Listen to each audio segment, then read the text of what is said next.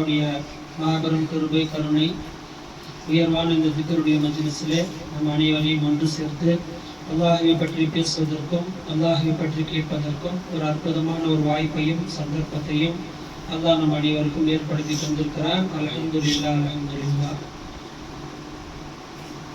அவங்க சொன்ன ஒரு வார்த்தையிலிருந்து அவங்க சொன்னாங்க, நான் குப்பமேட்டில் இருந்தேன், நான் பாவிதான் அப்படின்னு அந்த சொன்ன அந்த ஒரு வார்த்தை இருக்கிற அந்த வார்த்தை அல்லாஹ்க்கு ரொம்ப பிடிக்கும்.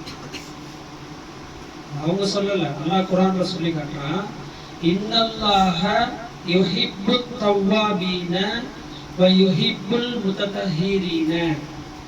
அல்லாஹ் தஆலா யாரை விரும்புகிறான் என்று சொன்னால், பாவம் செய்துவிட்டு அந்த பாவத்திற்காக வேண்டி யார் அல்லாஹ்விடத்தில் பாவ மன்னிப்பு தேடுகிறாரோ அவரை அல்லாஹ் விரும்புகிறான்.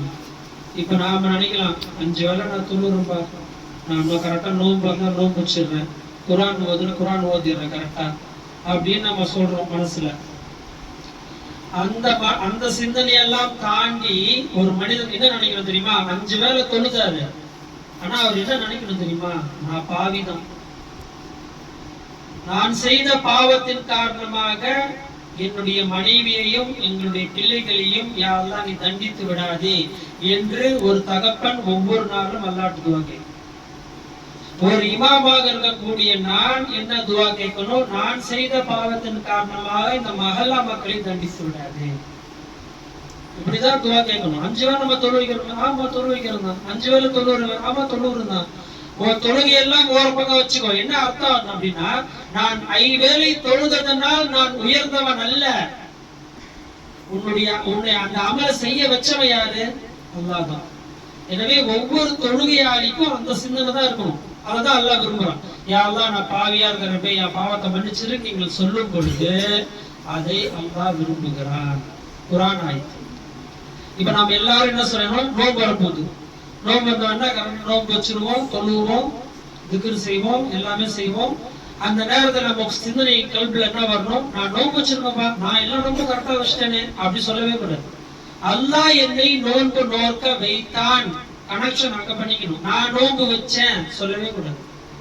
அதே மாதிரி இங்க இருக்கக்கூடிய பெண்களுக்கு நான் சொல்லக்கூடிய ஒரு செய்தி என்னன்னு சொன்னா, நோம்புடைய காலங்கள் வந்துருச்சு அப்படின்னா வெளியே நின்று சாப்பிடுவதோ, வெளியே நின்று தண்ணீர் குடிப்பதோ, அல்லது பகிரங்கமாக உணவு அருந்தப்படுவதோ இதெல்லாம் ஒருபோதும் செய்யக்கூடாது. அது நாம ரொம்ப கவனமா இருக்கணும். மற்ற மஹல்லாக்கள் முஸ்லீம்கள் எங்க இருக்கிறாங்கன்னு தெரியாது. இங்க ஹவுசிங் போர்டுன்றதுனால கொச்சன்னு இருக்கிறாங்க. அதுல யார் நம்ம பெண்கள் நிக்கிறாங்களா அல்லது மற்றவங்க நிக்கிறாங்களா எனக்கு தெரியல. நான் சொல்ற ஒரு உதாரணத்துக்காக சொல்றேன், அந்த தவறு நடந்து விடக் கூடாது. பெருமானார் ஸல்லல்லாஹு அலைஹி வஸல்லம் சொல்லி காமிச்சாங்க, ஒரு மஜூசி இருந்தார், நெருப்பை வணங்கக்கூடியவர். அவர் மௌத்தா போகும்போது ஈமானோடு மௌத்தா போனார். அப்போ ஆச்சரியப்பட்டு எல்லாருக்கும் ஈமான் நசீப் ஆயிருச்சு. சஹாபாக்கள் கனவு கண்டாங்க, எப்படி உங்களுக்கு ஈமான் கிடைச்சது?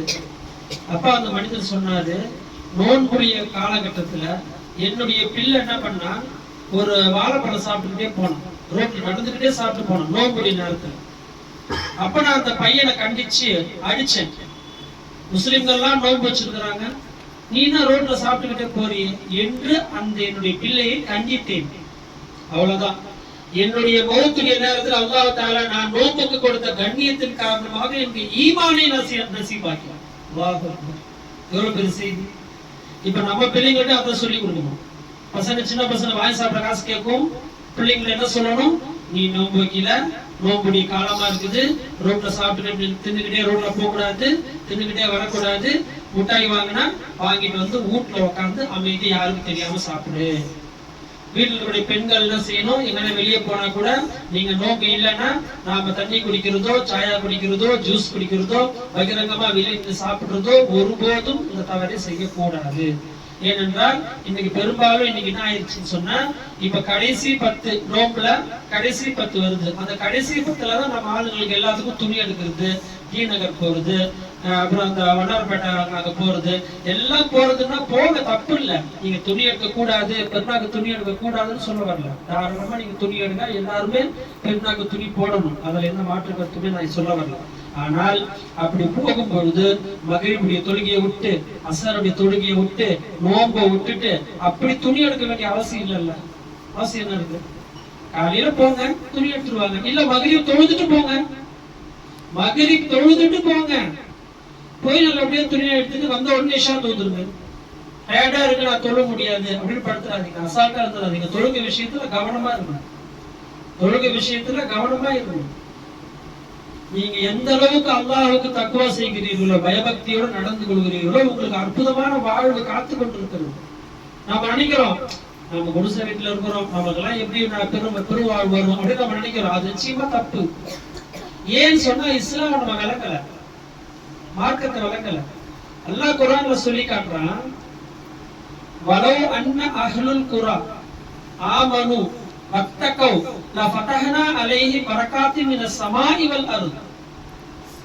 எப்படி ஒரு அழகான வார்த்தை எல்லாம் சொல்லி காட்டுறான்.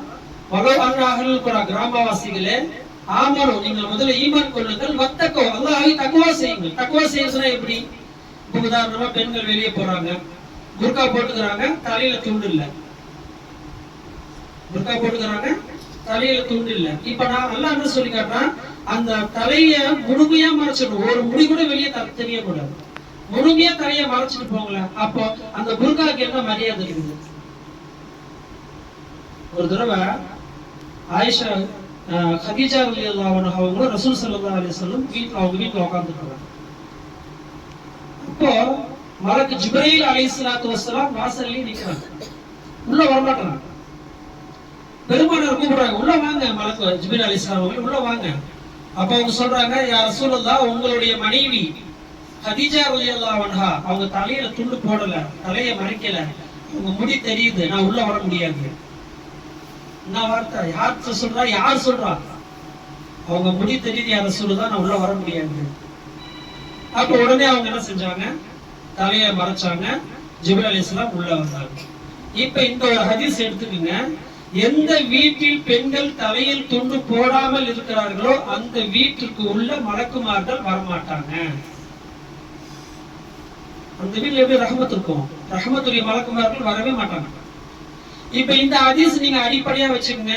இப்ப இஸ்லாம் என்ன சொல்லி காட்டுது, பெண்களுடைய முடி அடுத்த காஃபிரான பெண்கள் கூட பார்ப்பது ஹராம். ஆண்கள் இல்ல, அவங்களும் ஒரு பெண்கள் தான். காஃபிரான பெண்கள் கூட பெண்களுடைய முடியை பார்ப்பது ஹராம் என்று இஸ்லாம் சொல்லுகிறது என்றால் நாம எந்த அளவுக்கு இஸ்லாத்தின் மீது கவனமா இருக்கிறோம். இன்னைக்கு எத்தனை பெண்கள் வெளியில போகும்போது மனசு ரொம்ப வருத்தமா இருக்கும். சில நேரங்கள் புர்கா போட்டிருப்பாங்க, மாஸ்க் போட்டிருப்பாங்க, தலையில துண்டு இருக்காது. என்ன நான் என்ன கேக்குறேன், அப்ப எதுக்கு நீ புர்கா போடுறீங்க? அவசியம் என்ன இருக்கு? ஏன் அந்த இடத்துல நீங்க தக்குவா செய்யல? தக்குவான்னா என்ன? தலையை மரணம் நல்லா சொல்ற மறைச்சிட்டு போங்க. முழுமையான முறையில தலையை மாதிரி மக்கனா போட்டுக்குங்களேன். பசங்க பாதுசா பசங்க போடுறாங்களா மக்கனா, அந்த மாதிரி மக்கனா வாங்கி போட்டுக்குங்களேன். நம்ம பெண்கள் என்ன செய்யறாங்கன்னா, அதாவது நீங்கள் இஸ்லாத்துல இருக்கீங்க, நாங்கெல்லாம் ஆண்கள் மட்டும் வெளியே போகும்போது ட்ரெஸ் மாத்திட்டு நல்ல ட்ரெஸ் மாத்திட்டு போறாங்க, பெண்கள் நாங்கள் வெளியே போகும்போது ஹிஜாப் போட்டு போறோம் அப்படின்றது ஒரு மனக்குறையாகவே அவங்களுக்கு இருக்குது. ஆனா இந்த இடத்துல நீங்க யோசிக்க வேண்டியது ஒன்றே ஒன்று தானே தெரியுமா, நாங்கள் அல்லாஹுக்காக வேண்டி பர்தா அணிகிறோம். அந்த சிந்தனை தான் கல்வில வரணும். உங்களுக்கு உண்மையிலே அல்லாஹ்வின் மீது பிரியம் இருந்தால், அல்லாஹ்வுடைய ரசூல் மீது உங்களுக்கு பிரியம் இருந்தால் நீங்கள் என்ன செய்யணும்? நான் இந்த பர்தா போட்டிருக்கேன், எதுக்காக தெரியுமா? என் ரப்பு சொன்னான், என் அல்லாஹ் சொன்னான், அதுக்காக நான் இது போட்டிருக்கேன் என்று நீங்கள் தக்வா செய்யுங்கள். உங்களுக்கு எவ்வளவு பெரிய வாழ்வு அல்லாஹ் தருவான் நீங்க பாருங்க. இன்னைக்கு பெரும்பாலான பெண்கள் அப்படி செய்யறது இல்லை. அது எவ்வளவு பெரிய வருத்தத்திற்குரிய செயல் அது. அப்ப இன்னைக்கு நம்ம அதுல கொஞ்சம் கவனம் செலுத்து. அதான் நோபுல அல்லாஹ் சொல்லி காட்டுறான், லஅல்லகும் தத்தகூன் யா அய்யுஹல்லதீன ஆமனூ குதிப அலைக்குமுஸ் ஸியாமு கமா குதிப அலல்லதீன மின் கப்லிக்கும் லஅல்லகும் தத்தகூன். உங்களை முத்தகியாக ஆகுவதற்கு தான் அந்த நோன்பு. ஈமான் கொண்ட விசுவாசிகளே, உங்களுக்கு நோன்பு கடுமையாகி விட்டது. இன்னைக்கு சில பெண்கள் என்ன செய்யறாங்க, நாங்க வேலைக்கு போறோம் சார், அதனால நாங்க நோன்புலாம் வைக்க முடியாது. முதல் நோன்பு வைப்போம், 27வது நோன்பு வைப்போம், அதோட கடைசி நோன்பு வைப்போம். 3 நோன்பு வச்சா 30 நோன்பு வச்சாங்க அவங்க கணக்கு. ஆமா, 1 15 27 அவ்வளவுதான், இந்த 3 கணக்கு வச்சுக்கலாம். அப்போ அவ்வாறு எல்லாம் சொல்லவே இல்லையா, வருஷத்துக்கு 30 நாள் நோன்பு வைங்க, அல்லாஹ்வுடைய உத்தரவு. இப்ப நாம என்ன செய்யணும், நீங்க தக்குவா செஞ்சு அல்லாஹ்வுக்கு பயந்து 30 நாள் நோம்பு விட மாட்டேன்பா, எந்த காரணத்தை கொண்டு நான் விட மாட்டேன், நீங்க உறுதியா இருந்து பாருங்க, உங்களுக்கு ரிஸ்க் எப்படி தேடி வருது நீங்க பாருங்க.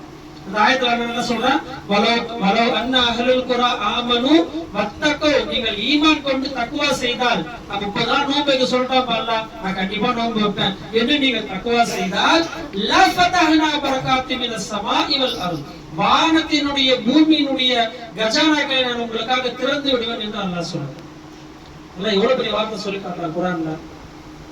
இந்த வார்த்தை மதிக்கணுமா இல்லையா? கண்டிப்பா மதிக்கணும். அதே மாதிரி இருக்கக்கூடிய ஆண்கள், எத்தனையோ ஆண்கள் பக்கத்துல எல்லாம் முஸ்லீம் வீடுகள் தான். அந்த ஆண்கள் எல்லாம் நோம்புல மட்டும் பள்ளிவாசலுக்கு தொழுகைக்கு வந்தா அது பத்தாது, அது உண்மையான முஃமினாக ஆக்க முடியாது.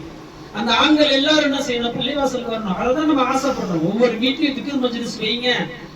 போன வாரம் நம்மளுக்கு அந்த ஏன் அந்த மாதிரி பேசணும், அஹமது பாஷா சொல்லி காமிச்சாங்க, ஏன் அந்த மாதிரி நம்ம பேசணும் என்று சொன்னால், ஒவ்வொரு வீட்லயும் திக்ர் மஜ்லிஸ் வைங்க நம்ம வந்த புதுசுலயே சொன்னோம். யாரும் அதை கேர் பண்ற மாதிரி தெரியல. சரி, யாரும் கேர் பண்ற மாதிரி தெரியல, நாம மட்டும் ஏன் கேர் எடுத்துக்கணும்? அதனால நம்ம இங்க மஹல்லா விட்டு போயிடுவோம், நமக்கு தேவையில்லைல்ல. எப்போ நம்மள ஒருத்தர் கேர் பண்ணலையோ, இப்போ திக்ர் மஜ்லிஸ் வைங்கன்றாங்க, இந்த விஷயம் நான் உங்களுக்கு சொல்லி தரேன். நீங்க திக்ர் மஜ்லிஸ் வைக்கிறதுனால உங்களுக்கு செக் கோடி எனக்கு இவ்வளவு அமௌண்ட் வேணும்னு சொல்லி நான் உங்கள்கிட்ட கேட்கல. நான் உங்கள்கிட்ட சொல்ல வேண்டியது விஷயம் தான், அல்லாஹ் பத்தி உங்கள்கிட்ட சொல்றேன், ரசூலை பத்தி உங்கள்கிட்ட சொல்றேன், ஷரியத்துடைய சட்டங்களை சொல்றேன், மார்க்கத்தை சொல்றேன். இப்படி இருந்துக்குங்க, இப்படி வளர்ந்துக்குங்க, இப்படி நடந்துக்குங்க, இதுவரை நம்ம வாழ்ந்த வாழ்க்கையை மாத்திக்குங்க. அதான் அல்லாஹ் சொல்லி கொடுக்குறான். அதை சொல்றதுக்கு திக்ர் மஜ்லிஸ் வைங்க நான் சொல்றேன், பாடுபடுறேன். கிட்டத்தட்ட 7 மாசம் நான் ஆகி போச்சு வந்து. யார் வீட்டும் திக்ர் மஜ்லிஸ் வைக்கிற மாதிரி தெரியல. நான் வந்த புதுசுல எங்க ஊர்ல திக்ர் மஜ்லிஸ், உங்க ஊர்ல திக்ர் மஜ்லிஸ் சொல்லிட்டு ஒரே போட்டா போட்டியா இருந்துச்சு. இன்னைக்கு எந்த வீட்லயுமே திக்ர் மஜ்லிஸ் இல்லை என்று நாம் வரும்போது மனதிற்கு மிகப்பெரிய வருத்தம் வரத்தான் செய்யும். அப்போ நாம் இந்த யாரும் இந்த மஹல்லா லா இலாஹா இல்லல்லாஹ் கலிமா விளங்குறதுக்கு ஆசைப்படல, இந்த தீனை தெரிஞ்சுக்கிறதுக்கு ஆசைப்படல, ரசூலுல்லாஹ்வை தெரிஞ்சுக்கிறதுக்கு யாரும் ஆசைப்படல, இஸ்லாம் மீது யாருக்கும் பிரியம் இல்ல, அல்லாஹ் மீது யாருக்கும் பிரியம் இல்ல என்று இருக்கும்போது, அல்லாஹ் ரசூல் மீது பிரியம் இல்லாத ஒரு ஊர்ல நான் ஏன் இருக்கணும்? நானும் போயிடுறேன், நான் போய் வேற என்ன லா இலாஹா இல்லல்லாஹ் சொல்றேன் என்று நான் போன வாரம் கொஞ்சம் ஆவேசமா பேசுறேன். அப்ப பேசுவதனுடைய நோக்கம் ஏன் அந்த மாதிரி பேச வைக்கிறது? மஹல்லா இருக்கக்கூடியவங்க நான் கேட்கிறேன், இத்தனை 250 குடும்பம் 300 குடும்பம் இருக்கிற இடத்துல ஒரு 10 குடும்பம் கூட எங்க வீட்டுல திக்ர் மஜ்லிஸ் வைங்கிறது சொல்றதுக்கு ஆள் இல்லை என்று வரும்போது அந்த இடத்துல எவ்வளவு பெரிய வருத்தம் வரும் உங்களுக்கு? 250 குடும்பம் இருக்குது, 300 குடும்பம் இருக்குது. அப்ப 300 குடும்பம் இருக்கிற இடத்துல 10 பேரு கூட எங்க வீட்டுல திக்ர் மஜ்லிஸ் வைங்க என்று சொல்வதற்கு மனசு வரலன்னு சொன்னா, அப்ப அவங்க அல்லாஹ் ரசூலை பத்தி என்ன விளங்கி வச்சிருக்காங்க சொல்லுங்க பாக்கலாம். அதனால நான் என்ன சொல்ல வரேன்னா, காற்றுள்ள போதே நீங்கள் தூற்றிக்கொள்ளும், காற்றுள்ள போதே தூற்றிக்கொள்ளும்.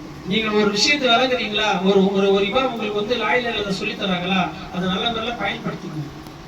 அது உங்களை விட்டு போயிருச்சு, யாரும் உங்க வீட்டுல உட்கார சொன்னா சொல்லி தர மாட்டாங்க. இந்த மாதிரி பசங்க யாரும் உட்கார மாட்டாங்க. அவங்க அசர் தொழில் முடிஞ்ச பிறகு அசர் தான் மதரசா எப்போ 5 to 6 அவ்வளவுதான். மகிழ்ச்சி கூட பசங்க தொழ மாட்டாங்க. ஒரு மதரசா முடிஞ்சா வீட்டுக்கு போயிட்டே இருப்பாங்க. பசங்க தொழுதாங்களா தொழுலியா அதை பத்தி எந்த பேரண்ட்ஸுக்கும் கவலை இல்லை. வந்த உஸ்தாதுமார்களும் அந்த தர்பியத்தை யாரும் கொடுக்கல. நான் பெருமைக்காக சொல்ல வரல. இப்ப நான் என்ன கேட்கிறேன் அப்படின்னா, நான் போயிட்டேன்னு சொன்னாக்கா எல்லாம் வேற ஒரு ஆளை வச்சு வேலை வாங்கிடுவான். என்னோட சிறந்த ஆலிம்கள், உண்மையை நல்லா தீனை சொல்லக்கூடியவர்கள், என்னை விட 100 மடங்கு சிறந்தவர்கள் இருக்கிறாங்க. நான் என்னை பெருமைப்படுத்த சொல்ல வரல. நான் என்னதுக்கு சொல்ல வரேன், நீங்க ஒரு இமாம் உங்களுக்கு கிடைச்சிருக்கும் போது ஏன் நீங்க பயன்படுத்தாம விட்டுறீங்க? இப்ப எனக்கு மனசு வருத்தமாவே இருந்துச்சு, நோம்பு வருத்தமா இருந்துச்சு. ஒருவேளை அல்லாஹ் நாடி விட்டால், நான் இங்க சென்று விட்டால் திக்ர் மஜ்லிஸ் எங்கேயுமே நடக்காது. அடுத்த வருஷத்துல நோம்பு முடிஞ்ச பிறகு எங்கேயும் திக்ர் மஜ்லிஸ் நடக்காது. எந்த பசங்களும் இருக்க மாட்டாங்க. ஏற்கனவே கொஞ்சம் பசங்க வெளியில என்ன செய்யறாங்க, பொம்பளை விளையாண்டுறாங்க. அதே மாதிரி இந்த எல்லா தொழிலையும் உள்ள இருப்பாங்க. அவ்வளவுதான். ஏற்கனவே கொஞ்சம் பசங்க மாறி வந்துட்டாங்க. ஓரளவுக்கு தொழுக கரெக்டா மதரசா அப்படின்னு தர்பியத்துல வந்துட்டாங்க கொஞ்சம் பசங்க. இன்னைக்கு கொஞ்சம் பசங்க தான் திருந்த வேண்டியது இருக்குது. நம்ம விட்டுட்டு போயிட்டா மொத்தமா அதுல போயிடுவாங்க. அவ்வளவுதான். எங்கேயும் சுத்திட்டு இருக்கிற பசங்க மனசுல வந்து உட்கார்ந்து இருக்கிறாங்களா, அது நம்ம சிந்திக்கணுமா இல்லையா? ஆரம்ப ஒரு வார்த்தை சொன்னாங்க, அசத்தை அடிக்கிறாங்க, 14 மாசம் அனுப்புறோம். சரி, அசத்தை அடிக்கிறாங்க, 45 பசங்க ஏன் ஓதுறாங்க? அசுத்த அடிக்கிற பயங்கரமா அடிக்கிறாருப்பா. அப்ப 45 பசங்க ஏன் வரணும்? 45 40 ஆகணும், 40 35 ஆகணும், 35 10 ஆகணும், 10 5 ஆகணும். அசுத்த அடிக்கிறார், நாங்க போக மாட்டோம் அப்படின்னு சொல்லி கம்மியா இருக்கணும். நான் வந்த உடனே 20 பசங்க கூட கிடையாது. நான் வந்த உடனே 3 பசங்க தான் இருந்தாங்க மாஸ்டர். 3 பசங்க இருந்தாங்க. அதுக்கப்புறம் 10 பசங்க ஆனாங்க, அப்புறம் 15 பசங்க ஆனாங்க, அப்புறம் 20, அப்புறம் 25, 30, 35, 45 வரையும் இன்னைக்கு வந்து அடிக்கதானே செய்யறேன். ஏன் அடிக்கிறேன் அதை யாரும் கேட்கறதே கிடையாது. ஏன் அடிச்சீங்க? ஏன் அசிதம் அடிச்சாரு? அசிதம் அடிச்சிட்டாருமா, அடிச்சிட்டாரா? உடனே அசத்து மேல கம்ப்ளைண்ட். ஏன் அடிச்சாரு கேட்கறதே கிடையாது. கேளுங்களா, ஏன் அடிச்சாரு? உடனே பாடம் படிக்கலையா? அப்போ நான் அடிக்கதான் செய்யணும். வெளியே தொழுகை விட்டு உட்காரல இல்லையா? அப்போ நான் அடிக்கதான் செய்யணும், அடி வாங்கதான் செய்யணும் என்று ஒரு பெற்றோர்கள் அந்த பிள்ளைகிட்ட சொல்லி பாருங்க. அந்த புள்ள நாளைக்கு உங்கள்கிட்ட சொல்லவும் மாட்டான். அவன் கரெக்டா தொழுகை நேரத்துல அடிச்சு பிடிச்சு போடுவான் தொழுகைக்கு. ரெண்டு பக்கமும் கேர் இருக்கணும், அப்பதான் பிள்ளைக்கு திரும்பும். இப்ப எதுக்கு இந்த வார்த்தை நான் சொல்ல வரேன்? அவங்க சொன்னதுனால நான் சொல்றேன். அவர் என்ன புகழ்ந்து சொன்னதுனால நான் சொல்ல வரல. நான் எதுக்கு இந்த வார்த்தையை சொல்றேன்? அப்படி சொல்லும் போது நீங்க அடுத்த கேள்வி நீங்க என்ன கேட்கணும்னா, ஏன் அடிச்சாரு சொல்லு. பாடம் சொல்லியா, வேடிக்கை பார்த்தியா, சண்டை போட்டியா, தொழுகைக்கு போலியா, மதரசாக்கு போலியா, என்ன தப்பு செஞ்ச சொல்லு என்று கேட்டு அந்த பிள்ளைகளை திருத்தறதுக்கு உண்டான வாய்ப்பு கொடுக்கணுமே தவிர அந்த பிள்ளைகளை மேலும் என்ன செய்யக்கூடாது. அவங்கள நாம எனக்கு அப்பா சப்போர்ட் இருக்காது, அதனால நான் தைரியமான செய்வேன், தொழுகையை விட்டு பொப்பரம் விளையாடுவேன். ஒரு இமாம் இருந்தார், மாலிக் இமாம், மிகப்பெரிய இமாம். நான்கு மதுஹப், ஷாஃபி, ஹனஃபி, ஹம்பலி, மாலிகி, 4 மதுஹப். அதுல மாலிக் இமாம் சொல்லக்கூடிய மிகப்பெரிய மாமேதை அவங்க. அவங்கள்ட்ட 2 அரசருடைய பசங்க ஓதுனாங்க. 2 அரசருடைய பசங்க, அந்த நாட்டுக்கு ராஜா, அந்த 2 பசங்க ஓதுனாங்க. அப்போ இவங்க ஹஸ்ரத் ஓதிட்டே இருக்கும்போது அந்த 2 பசங்கள ஒரு பையன் என்ன பண்றாரு, தண்ணி ஊத்துறாரு, ஒழுசு தண்ணி ஊத்துறாரு. ஹஸ்ரத் கால் கழுவுறாரு, மாலிக் இமாம் கால் கழுவுறாங்க. இத பார்த்துட்டு அந்த இமாம் என்ன செய்யலாம், அதை அந்த அரசர் பார்த்துட்டாரு. இப்போ வெளியில இருக்கக்கூடியவங்களுக்கு என்ன சிந்தனை வரும், நாம ஓதுறதுக்கு தான் அனுப்பிச்சோம், நீ ஏன் ஹஸ்ரத்துக்கு போய் ஒழுவு செய்யறதுக்கு தண்ணி ஊத்துற, நான் உனக்கு அனுப்பவே இல்லையே என்று வெளியில இருக்கக்கூடியவங்களுக்கு தெரியல. அந்த ராஜா சொன்னாரா அந்த பிள்ளைகிட்ட என்ன சொன்னாரா தெரியுமா, ஹஸ்ரத்துக்கு நல்ல தண்ணி ஊத்தி காலை தேய்ச்சி கழுவி விடு. ஏன்னா ஹஸ்ரத்துடைய இல்மு உனக்கு வரணும், நீ வருங்காலத்துல ஆபாதாகணும், நீ வருங்காலத்துல நல்லவனா மாறணும். அதுக்கு என்ன ஒரே வழின்னா ஹஸ்ரத்துக்கு ஹிதுமத் சே खुदा मिलता है அப்படின்னு உருதுல ஒரு பழமொழி இருக்கு. ஹிதுமத் சே खुदा मिलता है. ஹஸ்ரத் யாருக்கான ஹிதுமத் செஞ்ச மாதிரி அல்லாஹ்வோட கிடைச்சிருவான். அந்த மாதிரி ஹஸ்ரத்துடைய ஹிதுமத் செய்ய, பணிவிடை செய்ய, உனக்கு அல்லாஹ் தஆலா இல்மு வாளி வழங்குவதோடு மட்டுமல்லாம உன்னுடைய வாழ்க்கை ஆபாதா போயிடும் என்று அந்த அரசர், எவ்வளவு பெரிய அரசர், அவர் நினைச்சதுன்னு செஞ்சிருக்கலாம். ஏன் என்னுடைய பிள்ளை அரசருடைய ஒரு பிள்ளைய நீங்க தண்ணி ஊத்தி ஒழு செய்வீங்களா என்று அந்த அரசர் கேட்டிருக்கலாம். அந்த அரசர் இமாமை வழங்கி வச்சிருந்தார். இமாம்னா யாரு? இமாம்னா யாரு? ஒரு இமாம் ஒரு ஊருல வந்துறானா 40 நாள் கபருடைய அதாப் நீக்கப்படும். ஒரு இமாம், ஒரு புது இமாம் நம்ம ஊருல கோதமன் உள்ள வராங்கன்னு வச்சுக்கோங்க, என்ன ஆகும், 40 நாள் கபருடைய அதாப் நீக்கப்படும் என்று சொல்றாங்க. சொன்னா அப்ப ஒரு இமாமுடைய மதிப்பு என்ன? ஏன் அங்க பேசிட்டு இருக்குது? அப்ப இமாமுடைய மதிப்பு என்னன்றது நம்ம விளங்கணும். அப்போ சொல்லக்கூடிய செய்தி ஒண்ணுதான், நாம இருக்கும் காலம் எல்லாம் உங்க வீட்டுல திக்ர் மஜ்லிஸ் வைக்கிறோம், நம்ம சொல்றோம், நீங்க வச்சா உங்களுக்கு நல்லது, உங்க பிள்ளைகள் ஆபாதா இருக்கும், நீங்க வீட்டுல கூடிய உங்களுடைய மனைவி மக்கள் தீனை தெரிஞ்சுப்பாங்க. யாரு இதுவரையும் வந்து இமாம்கள், எத்தனை இமாம்கள் உங்க வீடு தேடி வந்து தீன் சொன்னாங்க சொல்லுங்க பார்க்கலாம், விரல் வெட்டி என்று சொல்லுங்க பார்க்கலாம். நான் பெருமைக்காக சொல்ல வரல, நான் சொல்லக்கூடிய செய்தி ஒன்றுதான். அல்லாஹ் தஆலா ஒரு ஆயத்துல சொல்லி காட்டுறான், இந்த தீனை உலகமெங்கும் நான் பரப்புவோம் அப்படின்னு அல்லாஹ் தஆலா சொன்னான். இப்ப வீடு வீடா இஸ்லாம் வருது. அப்படி வீடு வீடா இஸ்லாம் வரும்போது நீங்க என்ன செய்யணும், மார்க்கத்தை நல்ல முறையில பயன்படுத்தணுமா இல்லையா? அந்த மார்க்கத்தை பயன்படுத்தாம முன்னிட்டீங்கன்னா போயிடும். கலிமா ஃபஅலம் அன்னஹு லா இலாஹ இல்லல்லாஹ், ஃபஅலம் அன்னஹு லா இலாஹ இல்லல்லாஹ். அந்த கலிமா லா இலாஹ இல்லல்லாஹ் இருக்குது, அந்த கலிமாவை நீங்க விளங்கிட்டீங்கன்னு சொல்றாங்க. உங்களுக்கு மனசுல ஒரு கவலை வருது, உடனே லா இலாஹ இல்லல்லாஹ் சொல்லுங்க, அந்த கவலை போயிடும். இப்ப உங்களுக்கு ஒரு கேள்வி வருது, நான் சொல்றேன், கவலை வந்தா லா இலாஹ இல்லல்லாஹ் சொன்னா போயிடுமா? சோ நான் ஒரு கேள்வி கேட்கிறேன், நீங்க ரோட்ல போய்கிட்டே இருக்கீங்க, உங்கள ஒருத்தர் திட்டுறாரு, நீ கேட்டுட்டு கம்முன்னு போவீங்களா, அவர்கிட்ட சண்டை போடுவீங்களா? சண்டை போடுவீங்க. ஏன்? அவரு ஒரு வார்த்தை நான் சொன்னாரு, இப்போ ஒரு வார்த்தை தான் சொன்னாரு, அந்த வார்த்தை ஒண்ணு என்ன பண்ணிருச்சு, என்ன பத்தி அப்படி பேசிட்டியா அப்படின்னு அவர் சொன்ன ஒரு வார்த்தை, உன்னை பற்றி ஒரு வார்த்தை உன்னுடைய சிந்தனையை மாற்றி ஒரு கோபத்தை உண்டு பண்ண முடியும் என்று சொன்னார். சாதாரண வார்த்தைக்கு அவ்வளவு பெரிய பவர் இருக்குதுன்னு சொன்னா, லா இலாஹ இல்லல்லாஹ் எவ்வளவு பெரிய பவர் இருக்குதா இல்லையா? அப்ப அந்த கலிமாவை சொல்லி கொடுத்தாங்க பெரியவர்கள், ஃபஅலம் அன்னஹு லா இலாஹ இல்லல்லாஹ், கலிமா என்று நீங்கள் தெரிந்து கொள்ளுங்கள். கலிமாக்கு போல்னா, கலிமாவை சொல்லிக்கொண்டே இருக்க வேண்டும். எல்லா நேரத்திலும் தூங்க போறீங்களா, லா இலாஹ இல்லல்லாஹ் சொல்லுங்க. குடும்பத்தோட உட்காருங்க, ஒண்ணா நீங்க எல்லா வேலையும் முடிச்சிட்டு மனைவி மக்கள் பசங்க எல்லாம் ஒண்ணா உட்காருங்க. உட்கார்ந்து 33 தடவை சுப்ஹானல்லாஹ், 33 தடவை அல்ஹம்துலில்லாஹ், 34 தடவை அல்லாஹு அக்பர், 100 தடவை லா இலாஹ இல்லல்லாஹ், 100 தடவை லா இலாஹ இல்லல்லாஹ் சொல்லிட்டு அமைதியா படுத்துக்கணும்.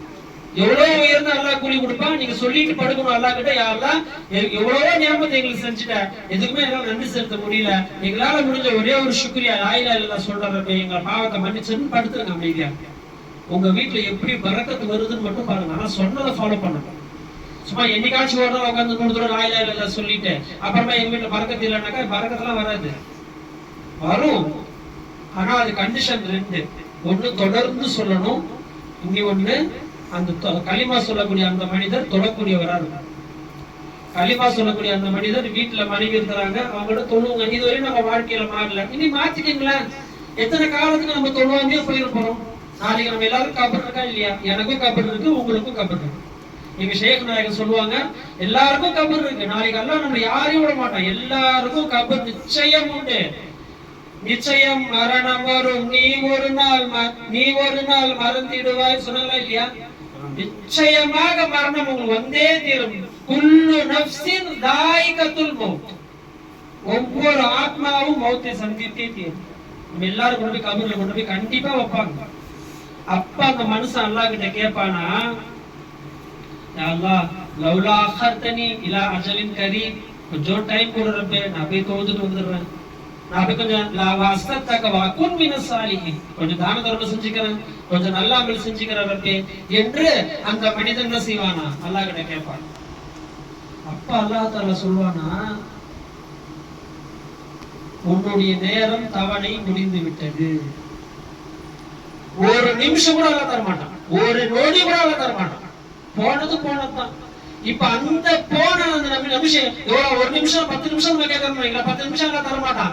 இப்ப நமக்கு எக்கச்சக்கமான நேரம், அதே நேரம் தான் இப்ப கொடுத்து வச்சிருக்கான், அதே நேரம் கொடுத்து வச்சிருக்கான். இப்ப நம்ம பாங்க சொல்றாங்க, ஹய்யா அலா ஸலாத் பாங்க சொல்றாங்க, இஷா பாங்க சொல்றாங்க, நல்லா தெரியுது. இங்க இருக்கக்கூடிய எத்தனை ஆம்பளைங்க பள்ளிவாசல் இஷா தொழுகைக்கு வருவாங்க, பாங்கு சத்தம் கேட்டுச்சு, அது நாங்க என்ன செய்வோம், தொழுகைக்கு வர முடியும் என்று அந்த தொழுகையில அலட்சியம் காட்டக்கூடிய அந்த மனிதன் தான் அல்லாஹ் கிட்ட கடைசி நேரத்துல மௌத்து நேரத்துல என்ன கேக்குறான், யா அல்லாஹ் கொஞ்சோண்டு நேரம் கூட இருப்பேன், நான் போய் கொஞ்சம் தூத்துட்டு வந்துடுறேனே. அப்ப அல்லாஹ் சொல்லுவான், உன்னுடைய நேரம் முடிந்து விட்டது. அவ்வளோ ஒரு அற்புதமான நேரத்தை அல்லாஹ் நம்ம கிட்ட தந்திருக்கிறானே, அந்த நேரத்தை நம்ம எப்படி பயன்படுத்தணும்? அல்லாஹ்வுக்காக பயன்படுத்தணும். காலையில எந்திரிச்சோம், நிம்மதியான சாப்பாடு அல்லாஹ் கொடுத்தான், நிம்மதியான தூக்கத்தை அல்லாஹ் கொடுத்தான், தங்குறதுக்கு அல்லாஹ் வீடை கொடுத்தான், மாத்துறதுக்கு துணியை கொடுத்தான், சம்பாதிக்கிறதுக்கு கை கால் ஆற்றலை கொடுத்தான், அவனுடைய கூவத்தை கொடுத்தான். இவ்வளோ நியமம் செஞ்ச அல்லாஹ்வுக்கு நாம என்ன செஞ்சிட்டோம்? எதுவுமே செய்ய முடியாது. அப்ப அந்த ரப்புல் ஆலமீன் நீ தொழாத வரையும் உன்னுடைய வாழ்க்கையில எந்த பரக்கத்தும் வராது. நீ என்ன கோடி கோடியா சம்பாதி, உன் வீட்டுல பரக்கத்து இருக்குமா? நிச்சயமா முடியவே முடியாது. எத்தனையோ இஸ்லாமிய பெண்கள், இஸ்லாமிய முஸ்லிம்கள் என்ன செய்யறாங்க? ஃபஜர் தொழுவாம தூங்கிட்டு இருக்காங்க. ஃபஜர் பாங்க சொல்லப்படுது, காலைல ஃபஜர் தொழுகைக்கு பள்ளிவாசல்ல பார்த்தா 5 பேர் நிக்கிறாங்க. 1000 பேர் நிக்க வேண்டிய பள்ளிவாசல்ல எத்தனை பேர் நிக்கிறாங்க? 5 பேர் நிக்கிறாங்க ஃபஜர் தொழுகை. எவ்வளவு வருத்தமான செய்தி. அல்லாஹ் இந்த மஹல்லா பொருத்தி பண்ண யோசிச்சு பாருங்க. அல்லாஹ் நம்ம எவ்வளவு துரோகம் செய்யறோம்.